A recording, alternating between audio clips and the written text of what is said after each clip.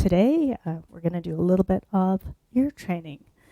And there's a lot of components to ear training. So today I just want to deal with sight singing and just really developing the inner ear. So now sight singing is something that I hated, and it's something that I really didn't focus on when I was growing up. So it wasn't actually until university that it became a big deal, and it was big and scary. No other way to word it. But I mean, it's something that will help ear training immensely. So I'm just going to change the banner there. Okay, so I've called up this handout from a session. I'll put a link in the video description. I'm just trying to find who is the person that did it. So Anne-Marie Katemopoulos. My apologies if I've mucked that up. I'm not so great on my Greek, unless it's Kyrie eleison. Obviously she did this for a presentation. So hopefully you check out her website there, and you might be able to find more tips and tricks, and check out her work as well. Okay, so I'm going to just scroll down to where I had it. Actually, I'm just going to go down a bit. So she's got the symbols. So one thing that wasn't stressed when I was growing up was solfege and learning solfege. And it was kind of introduced in elementary and then just abandoned. I think partly moving and changing school systems also had a factor to play in that. But I have definitely found, because I did one test as a teacher, where I actually sang the intervals in the exam and practiced them that way as well. And that was the best I've ever done.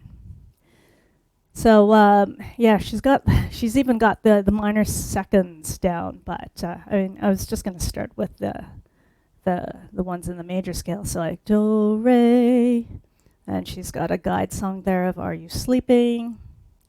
So just getting used to, if you're just beginning, playing the note.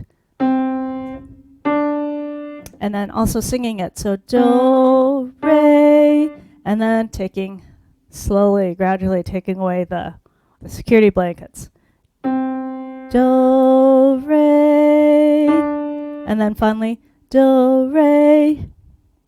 So that's the way you can ease yourself into it. That was something that was, we were just thrown into it. So I've been, since then, trying to figure out how to break it down into easier, more palatable chunks. So we've got, okay, so minor third. The other thing, too, is you can start with what belongs in your major triad. So we could do do, mi, your major third. It's somewhere over here. There it is. So she even broke down the half steps, and she says it sounds like a doorbell. Yeah, it does. I'd say so. Yeah, definitely. Perfect fifth is also part of your major triad. So, okay, so let's go back. So breaking them down into steps. So you got do, mi, do, mi, do, mi. So yeah, do it in small, easy chunks. And then the same with, do, so. There you go. So, like I said, I'm going to pop the link down below to this handout that she has generously put available online. Oops, let's go back to here, because I was actually going to work through this. So Zoltan Kodaly, composer from Eastern Europe, he developed a set of 333 sight reading exercises. I'm surprised I did not recycle this, because I hated it at university. But now as a someone who sings in choirs and works as a collaborative musician and teaches, every now and again I do pull it out and practice. So I believe this is the first exercise in the 333. So what we had to do at university was we were given the first note and then just had to go for it. So do, re, do, re, mi, do, re, mi, fa, mi, re, do. No, this is not the first exercise, but it's a good warm-up. Do, re, mi, fa, sol, fa, mi, re, do. And then you can, the way that's written out, you would just, keep going until you're up the octave. So, I should also pop the link down below, I suppose, for Zoltan Kodai's sight singing. But honestly, you don't even need to go out and buy that. You just need to go, you can look at your own music and use that as a guide. You just have to figure out, one, if you are going to use movable do or static do. I believe in Europe they usually, they tend to use like immovable do, so do is always C.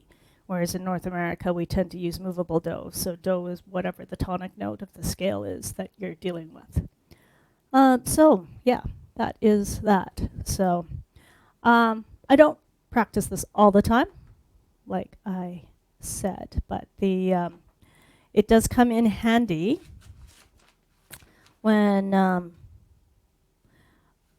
say we're cantering at church. So we have, for instance, this entrance antiphon that we have to sing, the soloist that is, and we have a mode. So initially, let me just move over here. I'm just checking my settings here. Where is mode 8? So initially at a choir workshop, we learned mode 8. It sounds like this. So, oh wait, that's mode 1. Mode 8. There we go.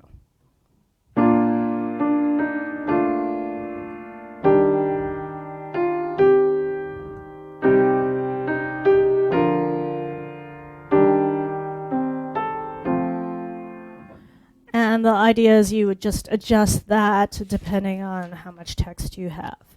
So we would go, for instance, I haven't figured this out. Let's see. It is a 3-liner, so we're going to go bars 1, 2, and 4. So it'd be, let the hearts that seek the Lord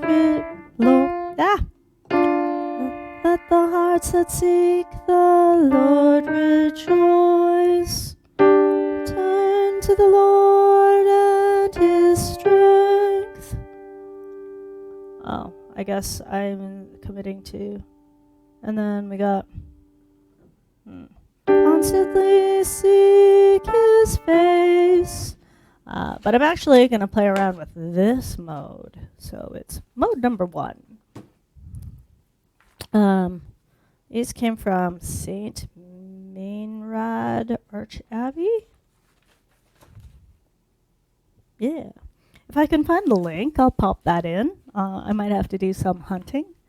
But this is what mode 1 sounds like. So.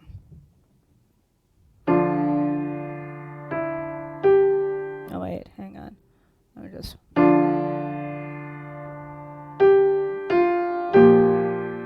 Oh, hang on. There's absolutely no... oh, there are flats. Some flats.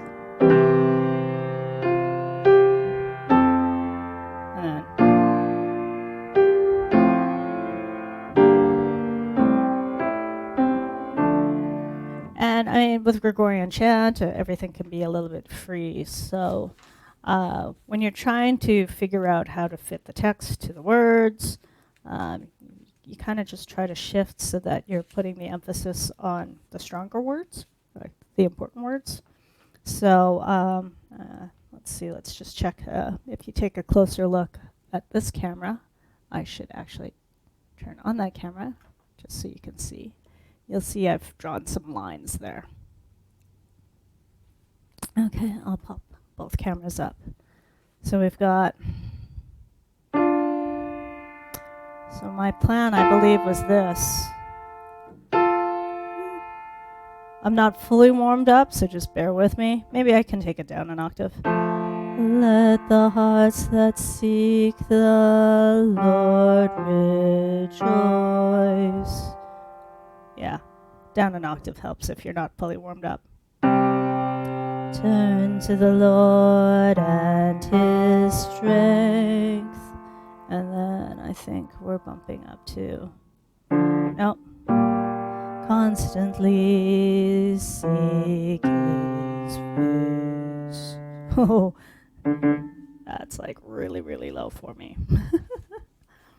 Okay, but that gives you a bit of an idea.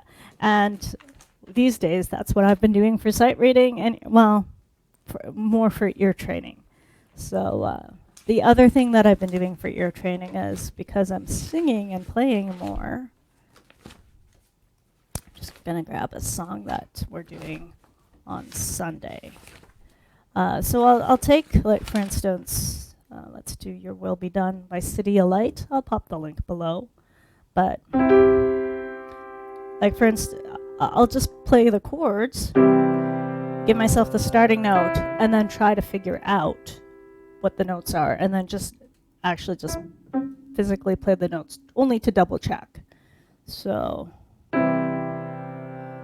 Your will be done, my God and Father. So that's what I'll do for ear training. While I have this open, I might as well check the one spot that I have been wobbly on, which is going into bar 17. So, as Jesus walked, so I shall walk. Yeah, because I'm very tempted to do that, which, I mean, it's not bad. It does, the G does belong in the chord, but if my brother, who will be doing piano, winds up playing the A, the anticipation note there, I mean, he most likely won't. But if he did, and I sang the G instead, that's gonna sound hideous. So yeah, that is how I've been doing ear training these days. I mean, students can practice using apps. So I know that the 4-Star book series has a login, and you can do some of the exercises there. My students and I have been using the Perfect Ear app, which is available on Android and iOS, and that's been quite thorough, I would say. If you have family or friends who also play an instrument, you can have them quiz you. But my big takeaway for anyone who's checking this out is sing the intervals, learn your solfege, because your ear will be so much stronger, especially if you start early.